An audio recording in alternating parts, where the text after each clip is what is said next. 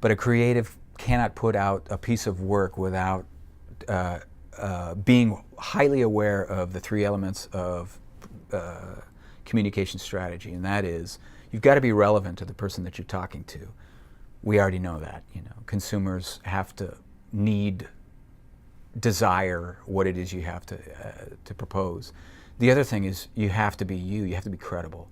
Relevant, credible, and differentiated are three elements that any painter, any agency creative is very much aware of.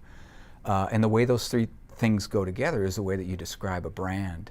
So creatives need to be entirely absorbed in what you're trying to achieve in terms of positioning for the brand, how this messaging or how these communications are going to function to maintain the positioning of the brand. So maybe highly relevant to the consumer, but it may be not us.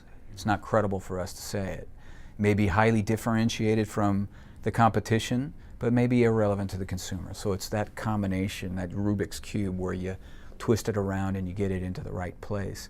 That doesn't change. That's actually been an element of communication strategy since the 1950s or 1970s, maybe, as it went forward and we started to understand it a little bit better.